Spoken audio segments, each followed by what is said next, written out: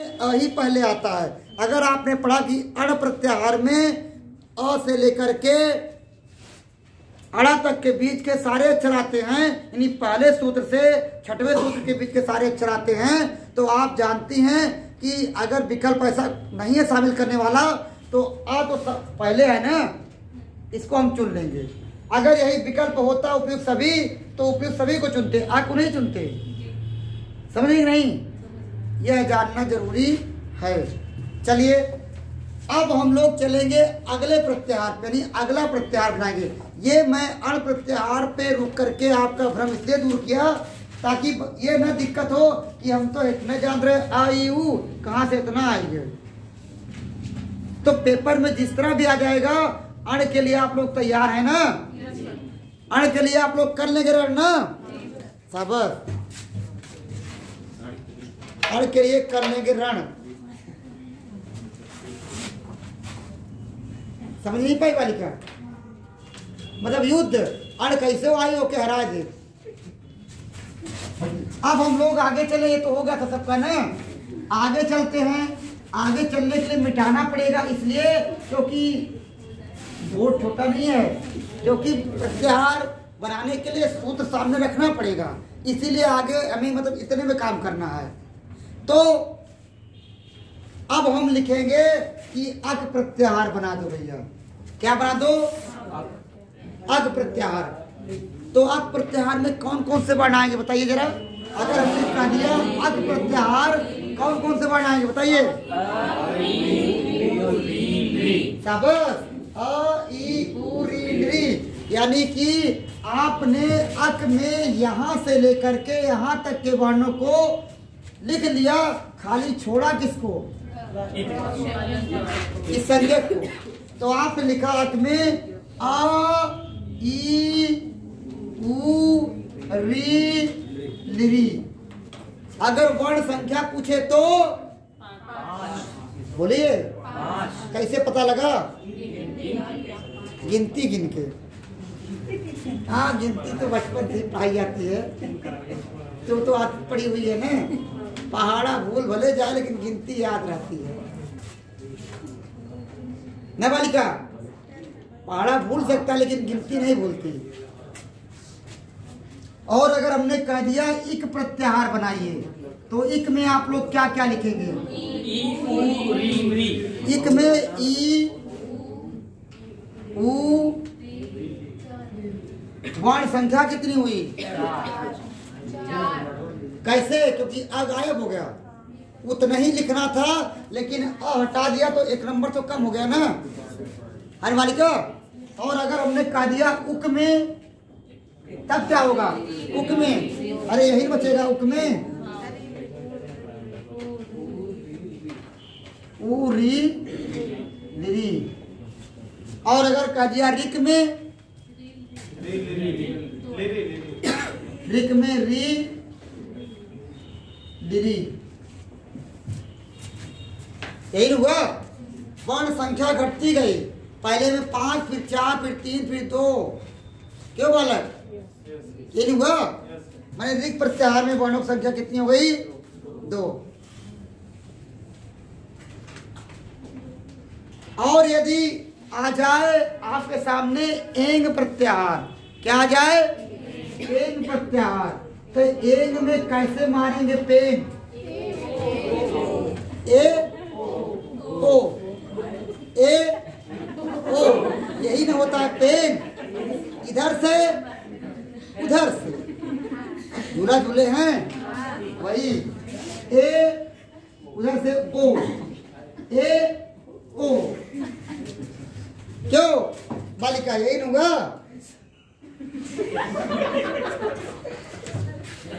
बालिका शर्मा गई कि वाकई में यार तू तो पुराने दिन की याद आ गई। झुलवा जो झुला करते थे, और जब तरी से तेज हो जाता था थोड़ा सा तो कहते भैया बैठ गया। और बैठने के लिए किसको गए थे? दोनों लोगों को हाथ जोड़ के कहते थे अरे करके बैठ, तुझे तो रोवे लगत रहे। अगर गलती से एक बैठ गया तब तो मामला खतरनाक हो गया, इसलिए दोनों को बैठना जरूरी था। दोनों बैठेंगे तब सही रहेगा, नहीं तो अगर एक मारेगा उलट जाए। इसलिए जरूरी था कि दोनों बैठ जाएं। वो तो झूले की बात थी जो बचपन में, अब तो बड़ा सा झूला आ गया है, अब तो मशीन से चलता है, इसमें तुरंत बटन दबाओ रुकना शुरू हो जाता है। ठीक है, अगर हमने कहा एच, ये तो एन था, अगर कह दिया एच प्रत्याहार बनाइए तो एच में क्या क्या आएगा? एच में क्या क्या आएगा? ए ओ आई औ। ऑनलाइन वाले नहीं है क्या लाइन पर जो बोल नहीं रहे हैं? ए ओ आई औ। ऑनलाइन वालों को भी उत्तर देना चाहिए ना। अब आया है, हो गया भैया। तो एच प्रत्याहार में क्या होता है? ए ओ आई औ। अगर ध्यान से देखा जाए तो सारे संयुक्त स्वर है ना, और यही दीर्घ भी है। लेकिन कुछ ऐसे महानुभाव हैं, आज ही हमको मिले थे, कहें सर ए ओ आए आओ।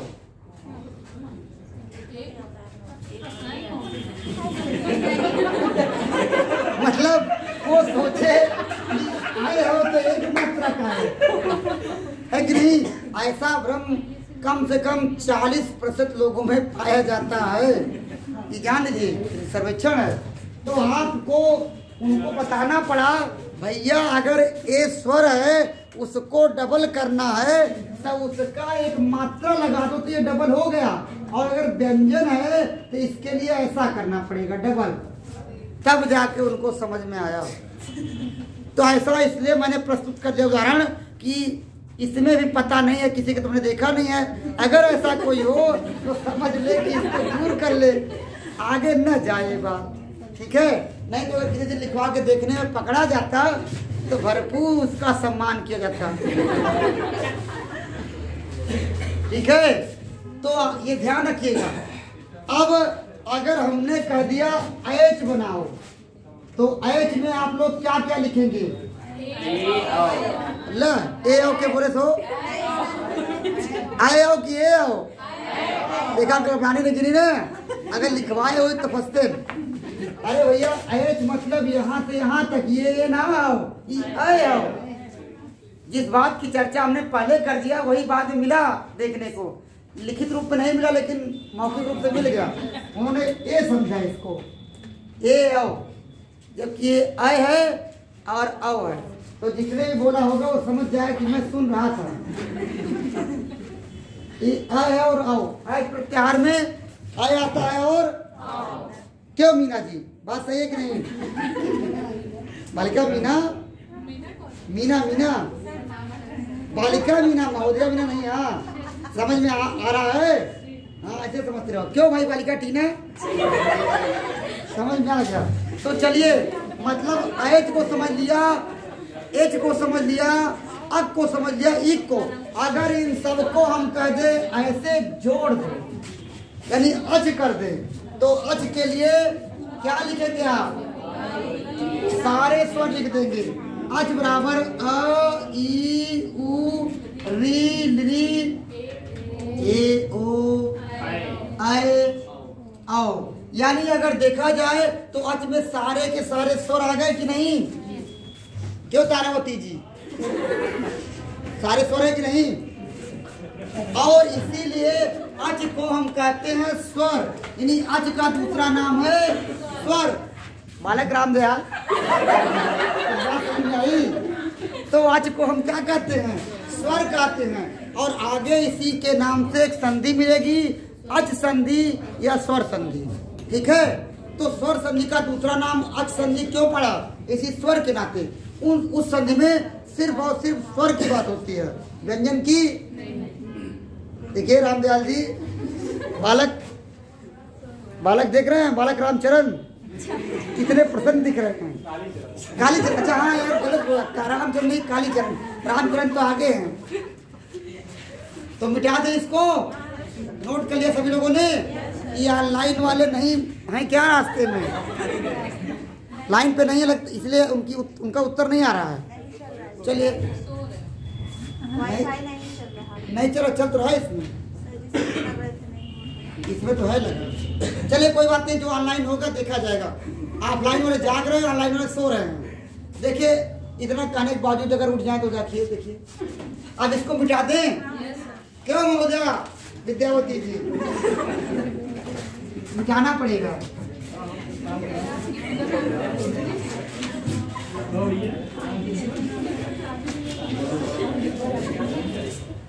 विद्यावती जी, अगर पूछा जाए विद्यावती शब्द में कौन सा प्रत्यय है तब क्या बताओगी?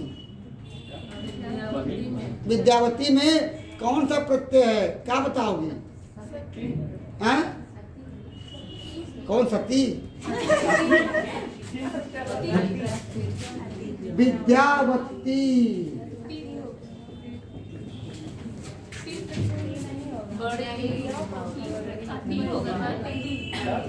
हिंदी में चल रही हो कि संस्कृत में? अगर ये होता तब होता। ये यहाँ पर दीर्घ है। इधर देखिए पकड़ेंगे वत से, क्योंकि वत का ही वती होता है स्त्रीलिंग रूप और वत का ही वाहन होता है पुल्लिंग रूप। यानी ये वत जो होता है, मत या वत जो आता है वो आता है मतुप में, मतुप प्रत्यय में मत या वत होता है। और जब हम इसका पुल्लिंग रूप बनाते हैं तो मत का मान और वत का वान। मत का मान वत का वान वती वती होगा। ये पुल्लिंग स्त्रीलिंग नहीं है, दोनों पुल्लिंग हैं। बस अंतर ये कि अगर जहाँ मत होगा वहाँ मान और जहाँ वत होगा वहाँ वान। इसी का स्त्रीलिंग रूप होता है मती और इधर होता है वती। समझ में आया विद्यावती? अब तो दिक्कत नहीं होगी ना। मतुप प्रत्यय वत की बात जहाँ आती है वहाँ मतुप होता है। अगर मतुप प्रत्यय नहीं हो तो एक और प्रत्यय होता है। कौन सा? जो स्त्रीलिंग का ईकारांत ई बनाता है और वो है आपका नीप प्रत्यय। ये स्त्रीलिंग प्रत्यय है। अगर प्रश्न पत्र में मतुप नहीं है तो आपका प्रत्यय नीप सही होगा, क्योंकि नीप से विद्यावत का नीप प्रत्यय लगा के विद्यावती शब्द बनता है। ठीक है, चलिए ऐसे थोड़े हम नाम बोलते हैं, उसका कुछ मतलब कुछ महत्व होता है, कैसे बोलते हैं। ठीक है, कादम्बरी अगर श्रीमान का क्या स्त्रीलिंग प्रत्यय वही है मतु। श्रीमान, धीमान, बुद्धिमान, ठीक है, विद्यावान, ये सब में मतु प्रत्यय है। और इसका बेईमान में मतु प्रत्यय नहीं है। ये तो बेईमान शब्द है जो आ गया, जानती है किसका है? हिंदी का है। तो हिंदी का अगर शब्द आया तो उसमें कहाँ से मतु प्रत्यय आएगा? ठीक है, हम तो संस्कृत में चल रहे हैं। बेईमान, बेईमान में तो प्रत्यय आपका वो आ जाएगा ईमान। ईमान प्रत्यय होगा। बोलो कौन सा प्रत्यय होगा? हिंदी पढ़ती हो? सानक प्रत्यय हुई। शब्द अगर हिंदी का हो प्रत्यय सानक हुई। भैया सानक प्रत्यय हिंदी पढ़े है।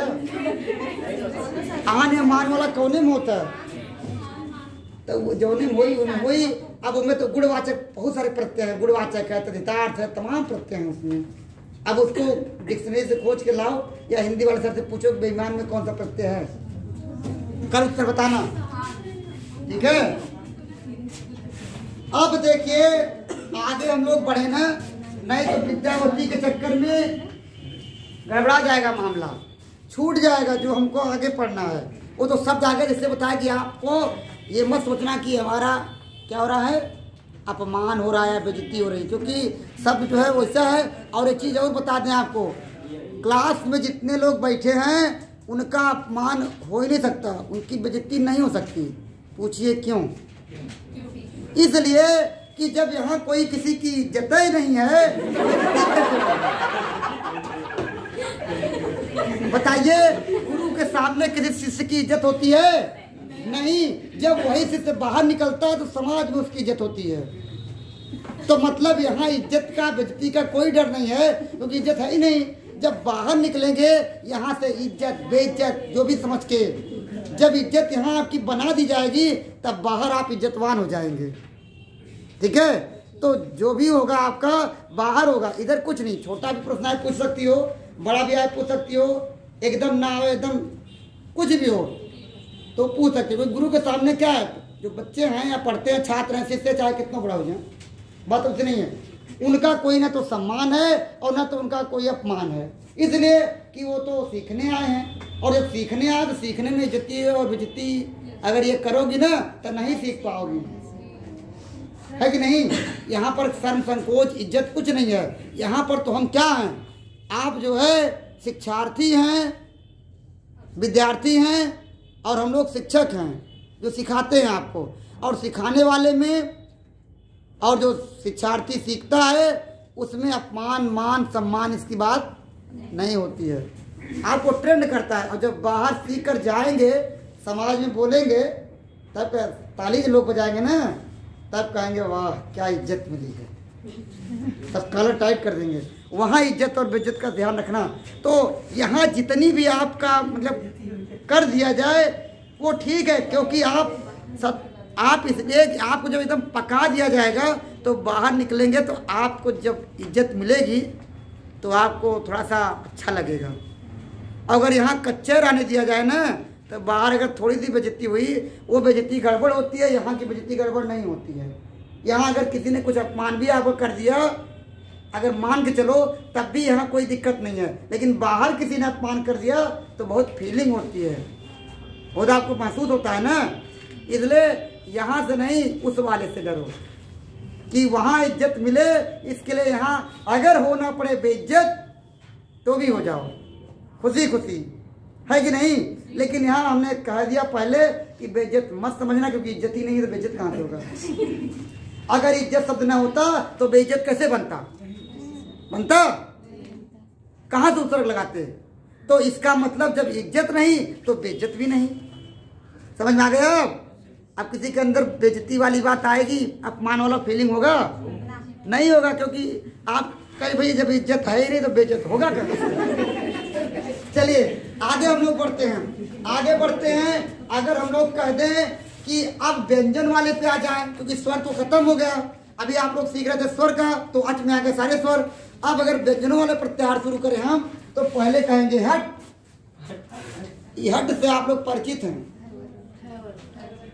हट से आप गांव वाले या हम ही लोग संस्कृत बोलते हैं, लेकिन कहते हैं आके बड़ी कठिन है यार, बहुत कठिन संस्कृत हो। प्रयोग उसका शब्द करते हैं लेकिन कहते हैं कठिन है। कहाँ है कठिन भैया, खाली आप उसका वो नहीं जानते कि ये यही चीज है इसलिए कठिन है। अगर समझा दिया जाए सरल हो गई। प्रयोग तो आप करते हैं, हट का प्रयोग करते हैं, वहां भी प्रत्याहार बनाते हैं आप, कहते हट हट हट हट हट हट हट हट करते हैं ना।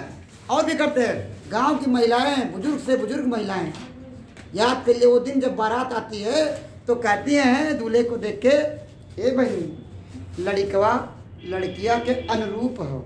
ये अनुरूप शब्दवा जो बोला उन्होंने क्या बोला, समास बोला, अब बेभाव समास। लेकिन अब कह दे संस्कृत को जानत हो कहीं कहाँ हो, तो मतलब हम प्रयोग संस्कृत का हिंदी का जितने विषय करते हैं लेकिन वहाँ उसका मतलब नहीं समझ पाते, इसीलिए लगता कठिन है। अगर उससे जोड़ करके आपको समझाया जाए और बताया जाए वही आसान हो जाता है। जहाँ पढ़ाई में शिक्षा में व्यवहारिकता का उदाहरण जोड़ करके आपको शिक्षित किया जाए तो आपके लिए वो आसान हो जाता है, और जहाँ पर खाली सिद्धांत लेक्चर के रूप में बता दिया जाए वहाँ कठिन रहता है।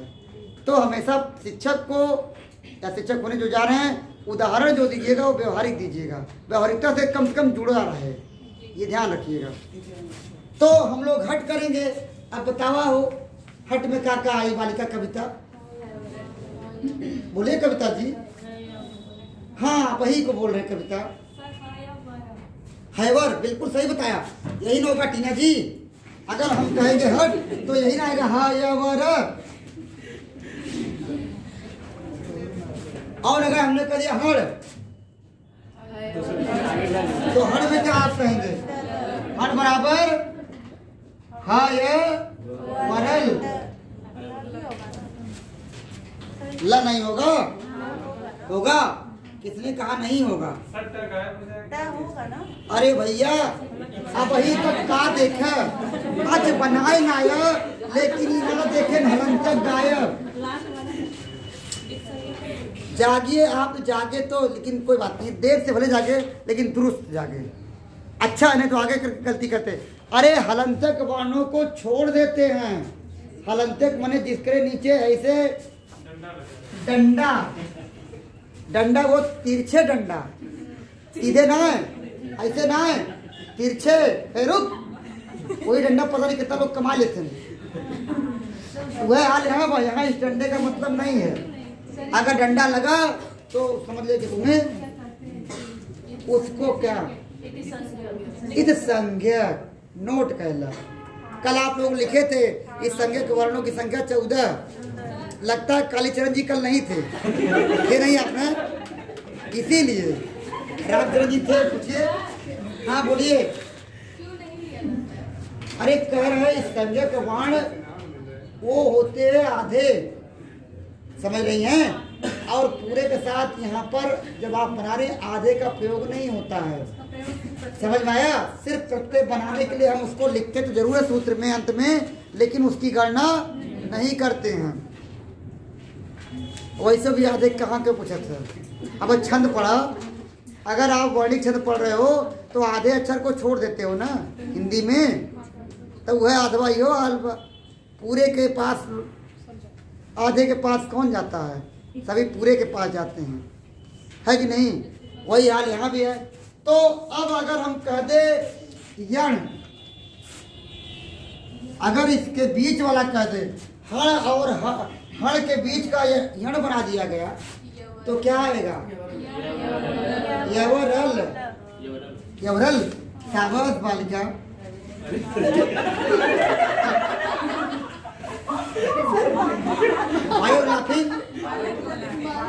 अच्छा बालक बोला था। अच्छा बालक, शाबाश बालक। बालक की आवाज इतनी मीठी है, समझ नहीं पाए हम। बालिका बोलिए बालक, चलिए बहुत अच्छी आवाज है। तो यह में क्या आता है? यह वार, अगर ध्यान से देखा आंख फाड़ के, ती अंतस्थ हो और यह अनुस्वर हो। दिमाग कुछ काम किया, अंतस्थ है और यही अर्धस्वर भी है।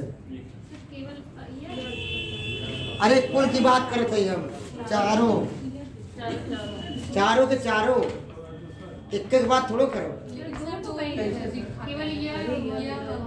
ये लोग बार बार भूल जाती हैं कि हम संस्कृत की कक्षा में हैं। यह वह कहाँ बताया गया है? तो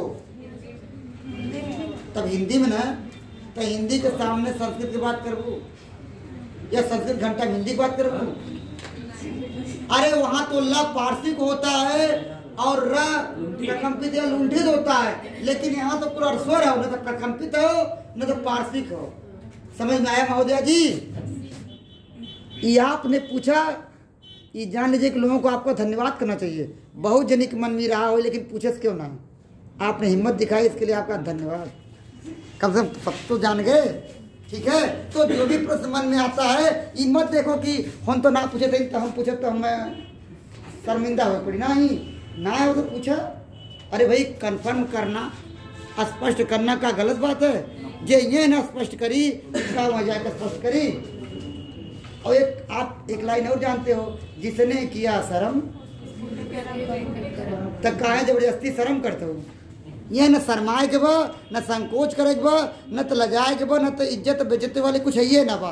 कुल से परे यहाँ आप बैठी हैं, इसलिए जो भी नहीं आता पूछिए, वो चाहे बालक हो या बालिका, महोदय हो या।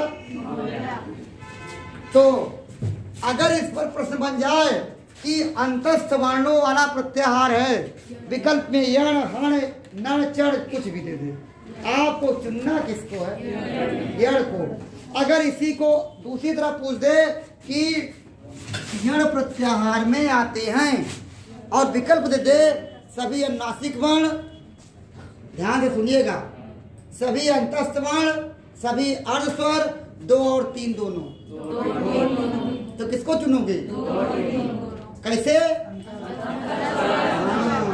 और अगर दे दे यण प्रत्याहार में आते हैं अंतस्थ वर्ण, ठीक है, अनुनासिक वर्ण, अर्धस्वर, इनमें से कोई नहीं। तब क्या चुनोगी? तब अंतस्थ को चुनोगी, क्योंकि वरीयता देनी है, और वरीयता में पहले क्रम पे अंतस्थ, बाद में अर्स्वर। ठीक बा?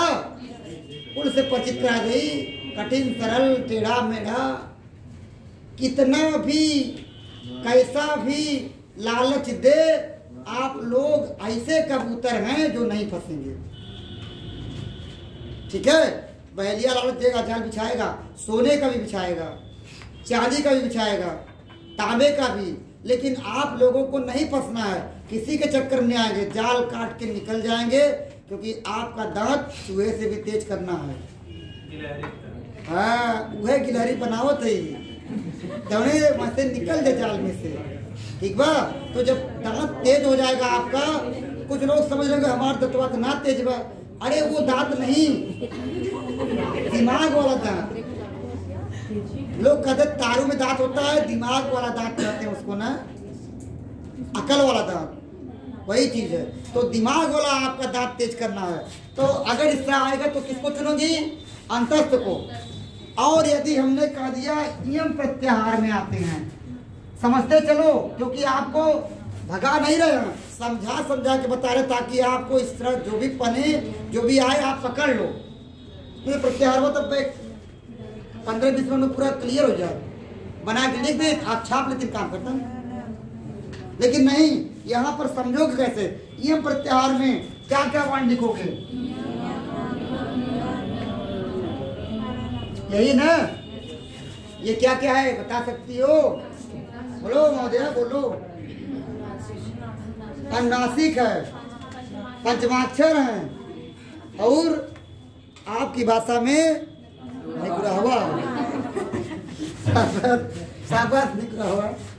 तो मतलब ये अनुनासिक भी है, पंचमाक्षर भी है। अगर प्रश्न आ गया कि यम प्रत्याहार में आते हैं, और विकल्प दे दिया सभी अनुनासिक वर्ण, सभी अंतस्थ वर्ण, हर वर्ग का 5वां अक्षर, और चौथा विकल्प दिया 1 और 3 दोनों, तो किसको चुनोगे? इसी को न चुनोगे, क्योंकि ये दोनों होते हैं। क्यों बालिका? और अगर आ गया अनुनासिक वर्णों वाला प्रत्याहार है अलगे से, यम यम यण हण, तो किसको चुनोगे? यम को चुनोगे। ठीक है? अगर पूछे हर वर्ग के 5वें अक्षर आते हैं, यम प्रत्याहार, यम प्रत्याहार, हण प्रत्याहार, इनमें से कोई नहीं, तो किसको चुनोगे? मतलब कहने का, चाहे वो पूछे जैसे, आप उत्तर देंगे वैसे, वो जैसे पूछेगा वैसे ही उत्तर देंगे। ठीक है? जैसे घुमाए वैसे घूम जाइए, स्थिर मत रहिए, नहीं तो चक्कर खा के गिर जाएंगे। जो घूमता है, ठीक है, तो वह अगर रुकता है तभी गिरता है, अगर वो घूमता रहे तो नहीं गिरता है। ठीक है? तो आप अगर घूमते रहेंगे उसके साथ साथ तो नहीं फ्लॉप होंगे, गिरेंगे नहीं, लेकिन रुक के सोचेंगे कि रुक के हम उसको घूमना पकड़ लें तो मुश्किल हो जाएगा। वही सिद्धांत यहाँ भी लागू होता है। अगर इधर घूमे रहोगे, उधर घुमाएगा तो नहीं रुकोगे, फंसोगे नहीं, गिरोगे नहीं। लेकिन अगर यहाँ खड़ा रह जी, हम कभी खड़ा रहा ही, लिख दे छाप लो, काम खत्म, न घुमाई, तो आप वहाँ घुमाने पर गिर जाएंगे, है कि नहीं? इसलिए घूम जाओ। और यदि दोनों को मिला दे, कह दे यम, तो आप लोग क्या उत्तर दोगे? अगर लिख दे यम प्रत्याहार में क्या आएगा, तो बालक और बालिकाओं का उत्तर क्या होगा? बोलो पीछे वाली बालिका, बालिका साक्षी बताओ। यावरा ला यम न। क्यों बालिका, समझ में आया कि मतलब अंतस्थ भी, अर्धस्वर भी, अनुनासिक भी, पंचमाक्षर, ये सब हैं। कादम्बी जी समझ में आ रहा है ना? यदि इधर अंतस्थ भी है, इधर अर्धस्वर भी है, ठीक है, इधर अनुनासिक भी है, और इधर पंचमाक्षर भी है। अगर पेपर में आ गया कि यम प्रत्याहार में आते हैं, ठीक है, विकल्प दे दिया अंतस्थ वर्ण, अनुनासिक वर्ण, अर्धस्वर, उपयुक्त सभी। अगर दे दिया हर वर्ग का 5वां अक्षर और अर्धस्वरों वाला प्रत्याहार है, यम, यम, यण, हण, मिला के दे तो मिला के बताना, अलग दे तो अलग बताना। विकल्प तो तीन हो गए, भले ये 4 हैं लेकिन तीन का प्रयोग आएगा, चौथा होगा उपयुक्त सभी, क्योंकि चौथा ये नहीं लिखेगा अनुनासिक। अगर पेपर में दे यम प्रत्याहार में आते हैं अनुनासिक वर्ण, अंतस्थ वर्ण, अर्धस्वर और उपयुक्त सभी, या अगर अर्धस्वर की जगह पंचमाक्षर दे दे तो भैया सब पता है, इना जरूरी बात चारों आवे तब है, चारों आई कैसे? अगर चारों आई तब तो मामला कोर्ट में चला जाएगा, प्रश्न गलत हो जाएगा, ठीक है। इसलिए भैया आप लोगों को इस तरह उत्तर देना है। बात समझ आ गई? अब अगर कह दिया जाए झस, क्या कह दिया गया? झस। झस में आप लोग क्या क्या लिखेंगे?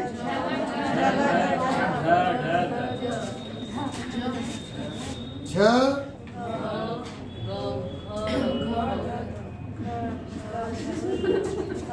ये वाला क्रम प्रकाश जी बात समझ में आई? झ, भ, घ, ढ, ध। अगर इसकी जगह कह दिया जाए खाली 4 तो छोटा हो गया ना। अगर झस को कह दे 4, कौन सा झस को? मूर्धन्य सा वाले को जानना जरूरी है। अगर झस को कह दे 4 तो नैया हो गई पार। पूछो कैसे?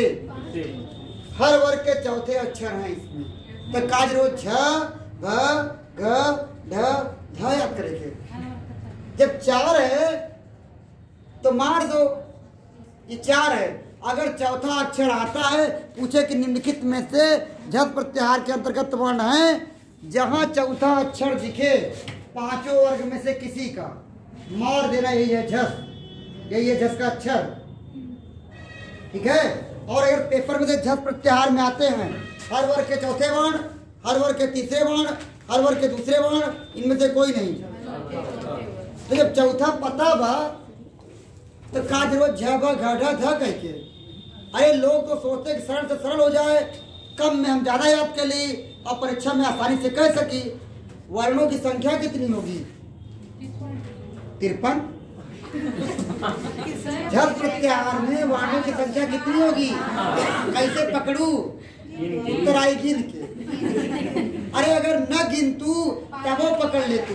जब हर वर्ग का चौथा अक्षर तो वर्ग की संख्या है 5, जब कुल का चौथा तो 5 है ना भाई, तब वो पकड़ में आई जाए।